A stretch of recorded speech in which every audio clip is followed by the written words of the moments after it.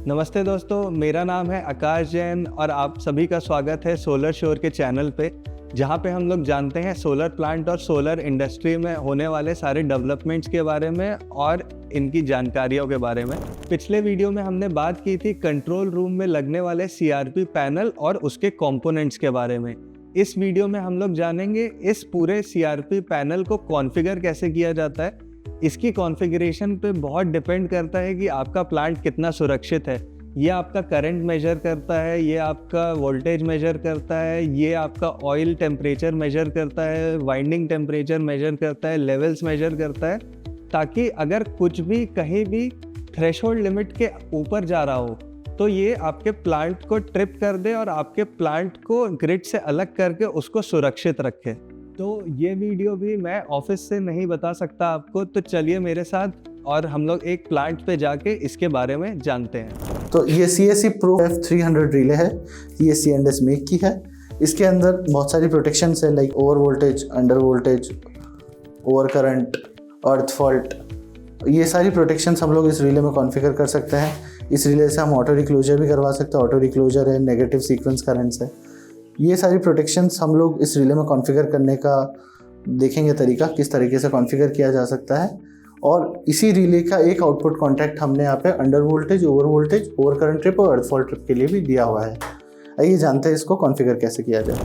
ये C&S का Pro F300 relay है। इसका कॉन्फ़िगरेशन अब हम करेंगे over voltage, under voltage, over current और अर्थ फॉल्ट प्रोटेक्शन के लिए। सबसे पहले हम इसके मेन मेन्यू पे आ जाएंगे और दिखाएंगे इसका इंटरफेस कैसा है। तो ये C&S Pro F300 रिले का मेन मेन्यू है। यहाँ पर आपको करंट दिखाएगा, कितना करंट अभी फ्लो हो रहा है सर्किट के अंदर। तो अगर मुझे वो देखना है तो RYB IL1, IL2, IL3 का मतलब है RYB का करंट। हम इसमें CT रेशियो ऑलरेडी कॉन्फ़िगर करके रखते हैं। तो ये जो करंट आपको दिखाएगा ये प्राइमरी साइड का दिखाएगा। IE इसमें जो है वो न्यूट्रल का करंट है, अगर कोई न्यूट्रल सर्किट में है मौजूद तो।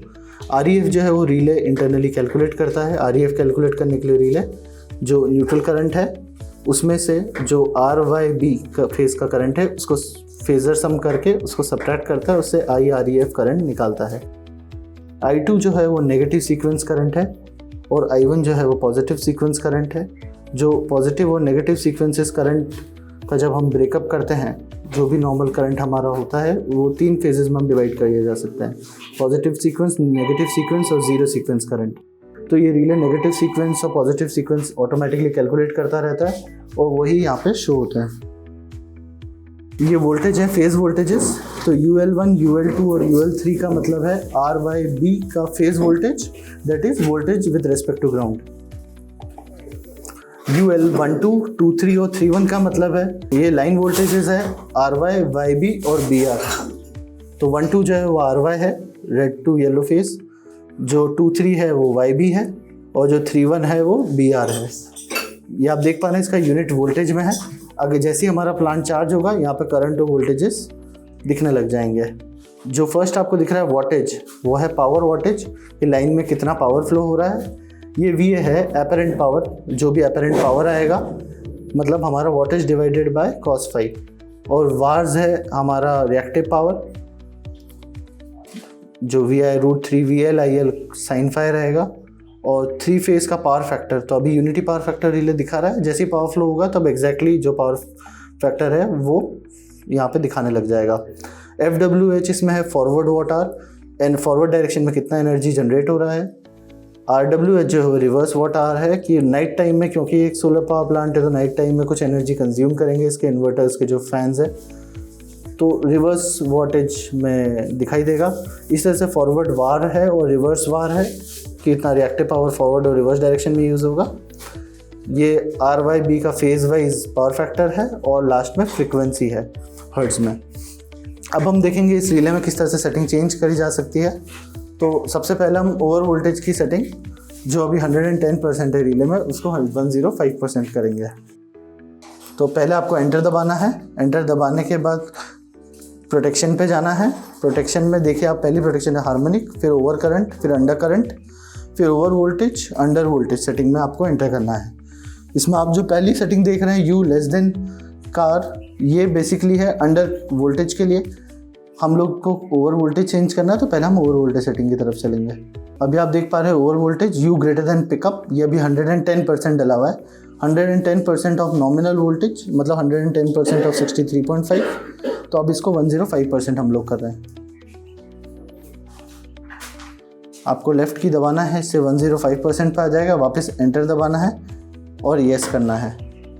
पासवर्ड इसका 4 बार एंटर है, 4 बार एंटर दबाते ही ये सेव हो जाएगा।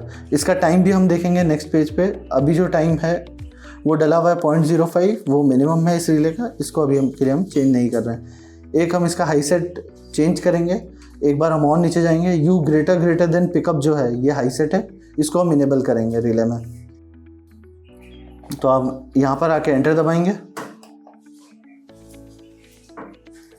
इस U ग्रेटर देन पिकअप में एंटर दबा के हम लोग इसको इनेबल करेंगे। अभी इस 150% को हम लोग 140% कर देते हैं। इसको 140% कर दीजिए।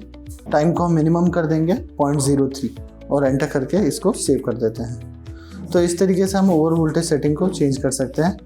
एक हम ओवर करंट सेटिंग को चेंज करके देखेंगे। एक बार बैक जाएंगे। ओवर करंट में भी आप देख पा रहे हैं 80% ऑफ IP इनेबल्ड है और नॉमिनल इन्वर्स का 1.3 सिलेक्टेड है। तो हमारा जो IP है इस केस में वो हम लोगों ने ले रखा है, क्योंकि हमारे पास जो CT है वो 150/5 का है, तो 5 का IP हमने ले रखा है। तो डेट इज़ 5 × 0.8, तो 0.8 × IP मतलब 0.8 × IP जो हमने ले रखा है, CT रेशियो 150/5 का ले रखा है, तो 0.8 × 5 ये हमारा अभी 4 एम्पियर पे कॉन्फ़िगर्ड है। अब 4 एम्पियर पे ये बेसिकली नॉर्मल इन्वर्स कर्व के हिसाब से ट्रिप देगा। और जो TMS सिलेक्टेड है, TI आपको दिख रहा है, वो TMS है, टाइम मल्टीप्लायर सेटिंग, वो अभी 0.01 हमने ले रखा है। अब ये जो I ग्रेटर देन सेटिंग है ये हायर सेट है। हाई सेट को एडजस्ट करने के लिए अभी 3 × IP कर रखा है, मतलब 3 × 5 एम्पियर, 15 एम्पियर सेकेंडरी साइड में, उसके लिए कॉन्फ़िगर्ड है। इसको हम मॉडिफाई करके 2 × IP करेंगे। एंटर करके आप एंटर बटन दबाएंगे, इससे आप मॉडिफाई कर सकते हैं। 2 कर देंगे इसको और एंटर कर दीजिए। एंटर करके सेव। हाई सेट्स जो नॉर्मली होते हैं वो डेफिनेट टाइम सेटिंग होते हैं, तो इसके टाइम पे एक बार हम चलेंगे और 0.02 सेकेंड डला हुआ है, तो ठीक है। हाई सेट हमारा डेफिनेट टाइम है, 0.02 सेकेंड में ट्रिप होगा। बिल्कुल ठीक है। 20 मिलीसेकेंड मतलब एक साइकिल को ही ये अलाउ करेगा। अगर ये वीडियो आपको अच्छा लगा हो तो लाइक कीजिए, इस वीडियो को अपने दोस्तों से शेयर कीजिए। और अगर आप ऐसे ही सोलर प्लांट और सोलर इंडस्ट्री के नए डेवलपमेंट्स के बारे में अपडेटेड रहना चाहते हैं तो हमारे चैनल को सब्सक्राइब करें और कोई भी वीडियो आपसे छूट ना जाए, कोई भी नोटिफिकेशन आपसे छूट ना जाए, इसके लिए बेल आइकन को दबाना ना भूलें। धन्यवाद।